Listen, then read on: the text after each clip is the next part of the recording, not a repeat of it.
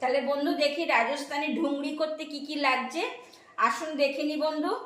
ভুনা ধনের গুঁড়ো নিয়েছি 1 চামচি, ভুনা জিরের গুঁড়ো নিয়েছি 1 চামচি, কয়েক কোয়া রসুন নিয়েছি, রোস্টের চীনাবাদাম মানে ভাজা চীনাবাদাম নিয়েছি, নুন, লঙ্কার গুঁড়ো।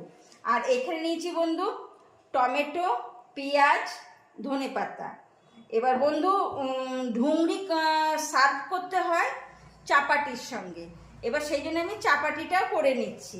এবার চাপাটি করতে বন্ধু আমার কি কি লাগছে, কি নিয়েছি দেখুন।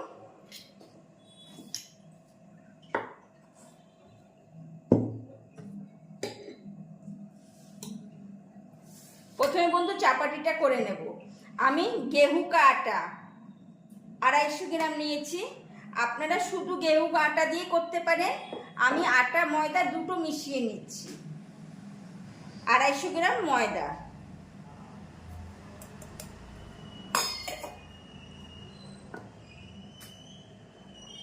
স্বাদ অনুযায়ী নুন, অল্প দিলাম একদম। এটা ভালো করে মিশিয়ে নিলাম নুন।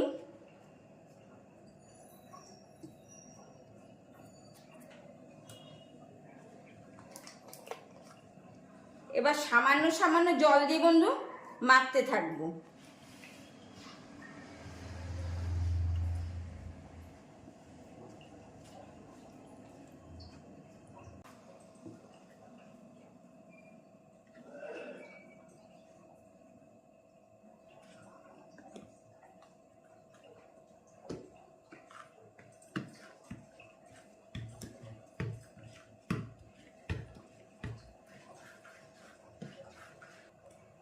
ছোট ছোট লেচি কেটে নিচ্ছি।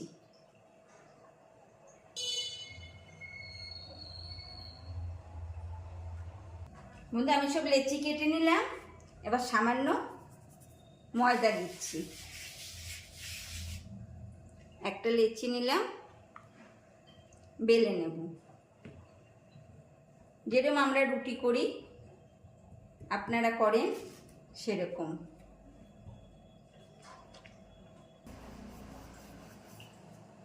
একটা বেলে নিলাম বন্ধু।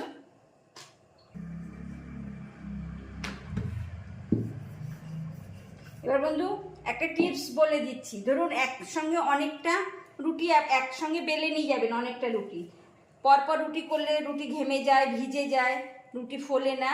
তখন উপর থেকে না এরকম একটু ময়দা বা আটা যাই হোক এরকম মিশিয়ে দেবেন, ছড়িয়ে ভালো করে এরকম করে দেবেন। তার উপরে আবার এই রুটিটা রেখে দেবেন। তাহলে আর বেলতে বা ছেঁকতে অসুবিধা হবে না।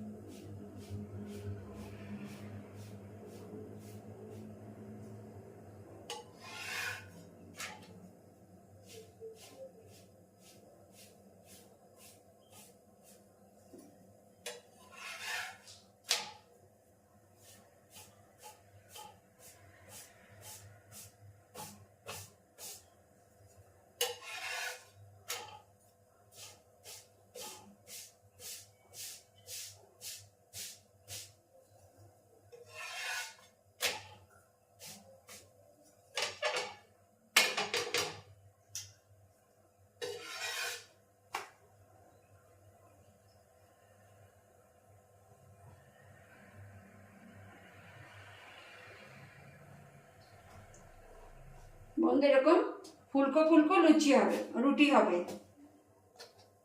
এরকম পুরো ফুলে যাবে একদম কাগজের মতন। বন্ধু চাপাটি আবার হয়ে গেল। চাপাটি বলুন আর রুটি বলুন, যাই হোক সাধারণ একদম বন্ধু রুটি। কেন বন্ধু আমি রুটিটা দেখালাম আপনারা ভাবতে পারেন রুটি তো সবাই জানে, কিন্তু ঢুংরির সঙ্গে রুটি দিয়ে সার্ভ করতে হয়। রুটি বা পাতলা পরোটা হলে ভালো, তাই আমি রুটিটা আপনাদের দেখালাম। এবার বন্ধু ঢুংরি আমি এবার রেসিপিটা আপনাদের দেখাচ্ছি, দেখতে থাকুন বন্ধু। আমি প্রথমে দুটো পেঁয়াজ নিয়েছি।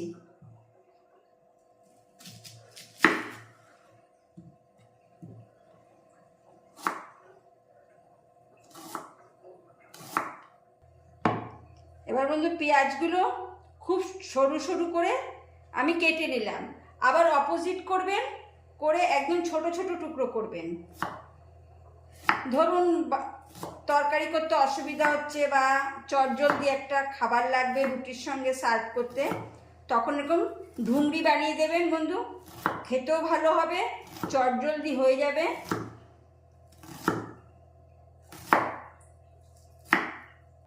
এবার বন্ধু পেঁয়াজগুলো এইভাবে চপ করতে হবে ছোট ছোট করে। বন্ধু পেঁয়াজগুলো সব কেটে নিলাম। বন্ধু ঢুংরির পেঁয়াজ কিন্তু সবসময় ছোট ছোট চপ করতে হবে, নয়তো এটা মিশবে না এই রেসিপিটা। কেন? এটা ওভেনে রান্না হয় না, আগুন ছাড়া খুব সুন্দর একটা রেসিপি। আমি বাটিতে তুলে নিচ্ছি। এবার বন্ধু আমি টমেটো কেটে নেব।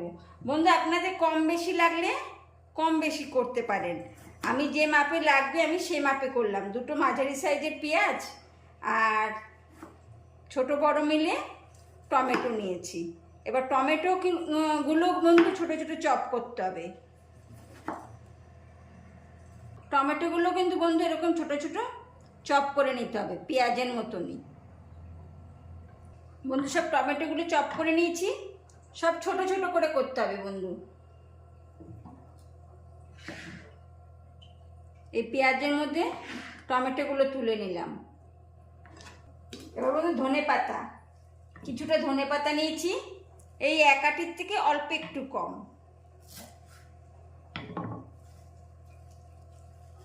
ধনে পাতাও খুব ছোট ছোট করে চপ করতে হবে।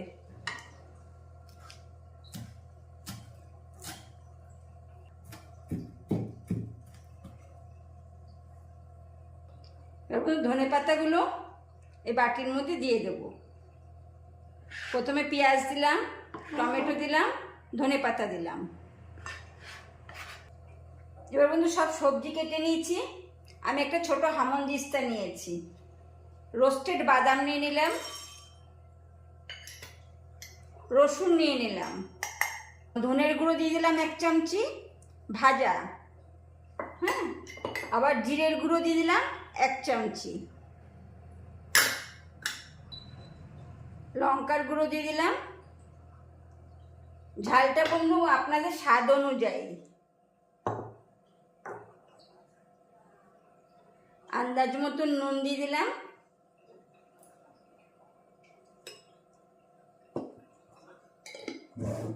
এবার বন্ধু বাদাম আর রসুন এইটা আমি হামনদিস্তায় থেতো করে নেব। এবার বন্ধু রোস্টেড বাদাম আর যে রসুন থেতো করলাম এরকম ঠিক করবেন, এরকম হবে থেতোটা, মানে দাঁড়ায় হবে, খুব পেস্ট হবে না।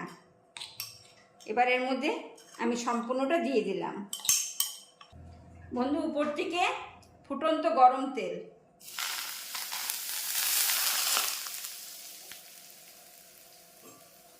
এবার ভালো করে নাড়া দিয়ে দিতে হবে, খুব সুন্দর করে মাখিয়ে নিতে হবে। একদম ফুটন্ত গরম তেল দেবেন।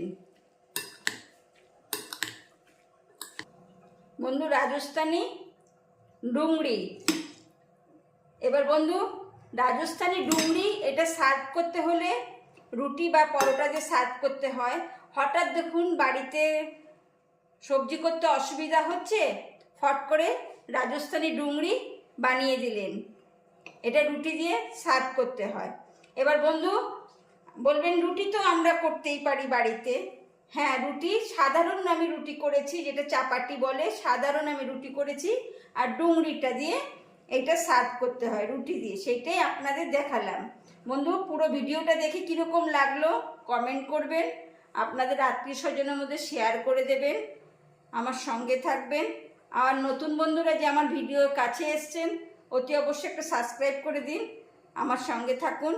আসি বন্ধু, তাহলে আবার একটা ভিডিও নিয়ে আপনাদের কাছে আসছি।